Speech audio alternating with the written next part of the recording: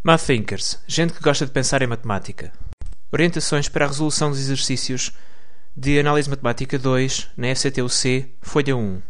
Serão utilizados alguns resultados teóricos referidos no livro de James Stewart, Cálculo, volume 2, edição brasileira de 2005. Questão 4. A sucessão é convergente ou divergente? Se for convergente, encontre o valor do limite. A linha A índice n é igual a menos 1 elevado a n, vezes n mais 1 sobre n. A linha B, a índice n igual a seno de n sobre raiz quadrada de n. A linha C, a índice n igual a n ao cubo sobre n fatorial. Na linha A, vamos considerar as subsucessões formadas pelos termos de ordem par e de ordem ímpar separadamente. Vamos concluir que elas têm limites diferentes e, portanto, a sucessão AN é divergente. Na linha B, vamos usar os seguintes resultados. A sucessão potência com expoente menor do que zero é um infinitésimo. Então, a sucessão de termo geral 1 sobre raiz quadrada de n, ou seja, n elevado a menos 1 meio, é um infinitésimo. E o produto do infinitésimo por uma sucessão limitada é um infinitésimo.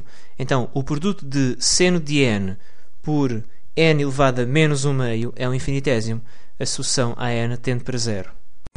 Na linha C, vamos ter em conta que para n maior ou igual a 3, n ao cubo sobre n fatorial é igual a n ao cubo dividido por n vezes n menos 1 vezes n menos 2, tudo vezes 1 sobre n menos 3 fatorial.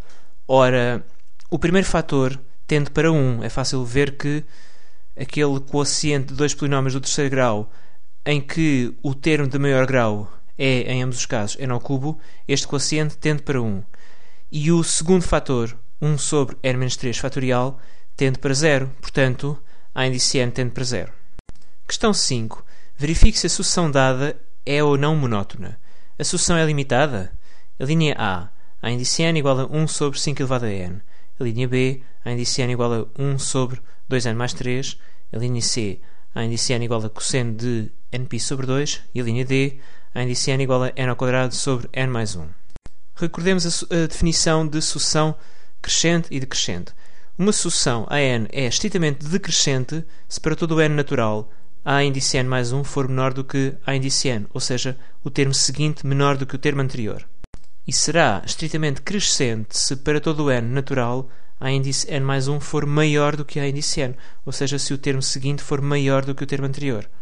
Mas reparemos que nos casos, nas linhas A, B e D, todos os termos são positivos. Estas são sucessões de termos positivos.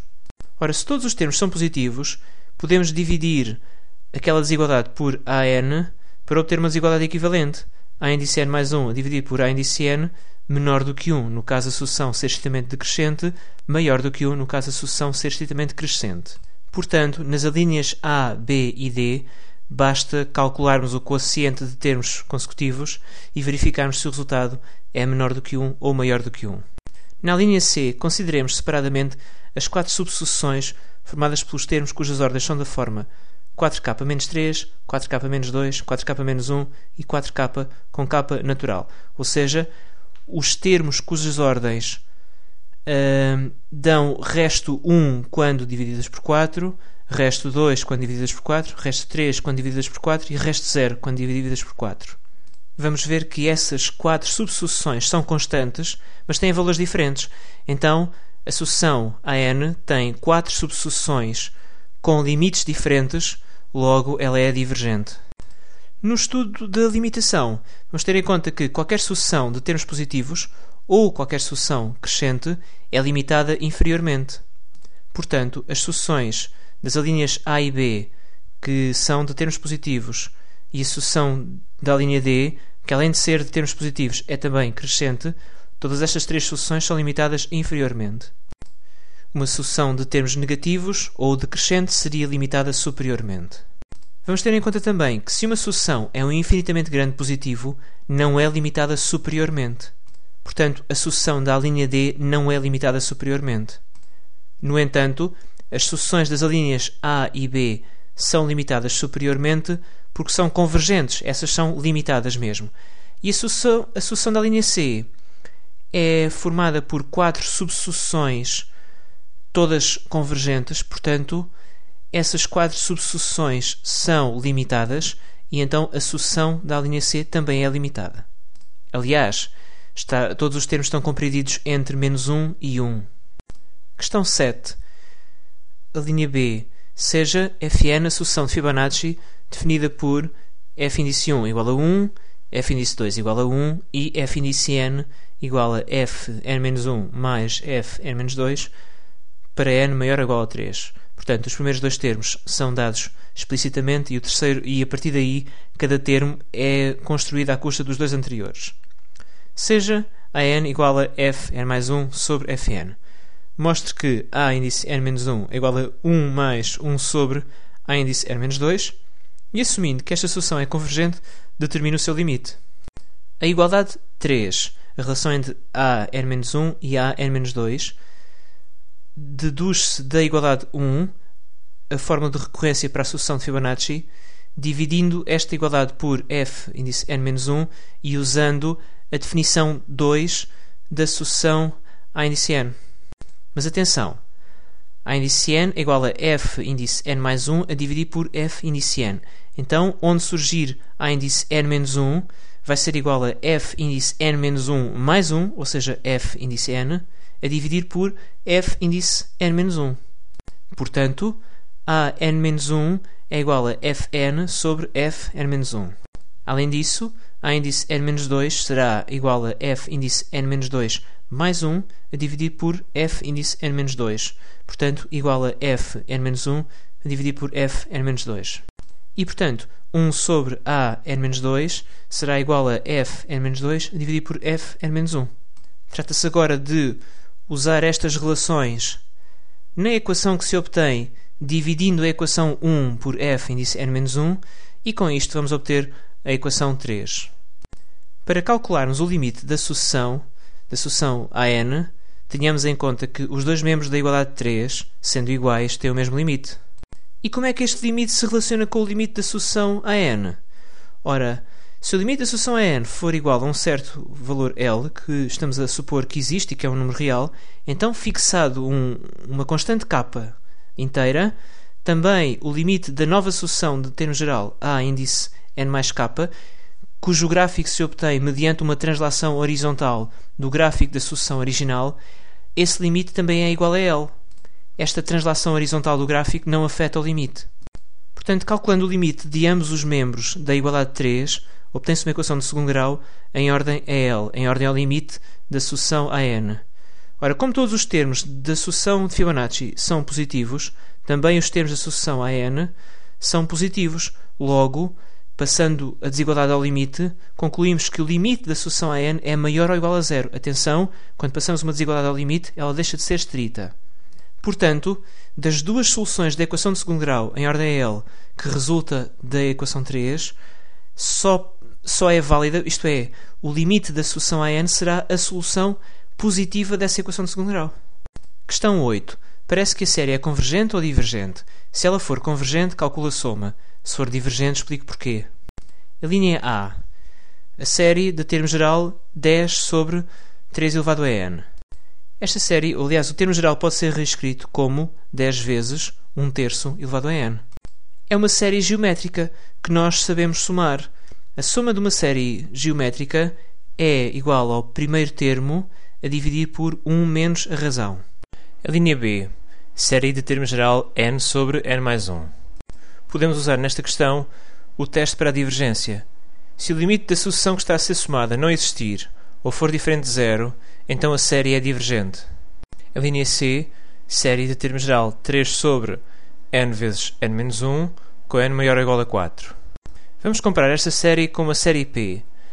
A série de termo geral 1 sobre n elevado a p, ou seja, n elevado a menos p, é convergente se p for maior do que 1, portanto, se o expoente da potência que figura em denominador for maior do que 1, e divergente se este expoente for menor ou igual a 1.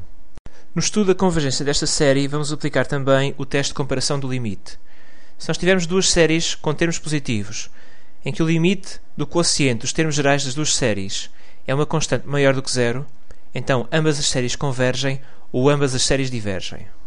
Claro que neste caso a nossa série Bn vai ser a série de termo geral 1 sobre n ao quadrado, portanto a série P com P igual a 2. Tentemos agora determinar a soma desta série. Vamos decompor a fração em frações elementares. Portanto, há de ser possível escrever 3 sobre n vezes n-1 na forma uma constante a dividir por n mais outra constante a dividir por n-1. Vamos determinar os valores destas constantes pelo método dos coeficientes indeterminados. Portanto, vamos exprimir o membro da direita desta igualdade na forma de uma única fração e comparar os numeradores. Fazendo as contas, vemos que no numerador desta fração, que se obtém somando as duas frações elementares, o coeficiente de n é a mais b e o termo independente é menos a. Comparando os coeficientes, concluímos que a mais b é igual a 0, porque na fração original não existe no numerador nenhum termo de grau 1, e menos a é igual a 3. Então a igual a menos 3 e b igual a menos a, que é igual a 3.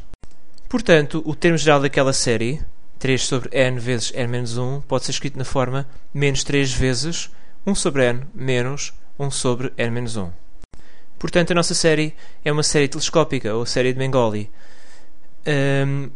Por definição, a soma da série é o limite, quando p tende para mais infinito, do somatório de n a variar de 4 até p do termo geral da série.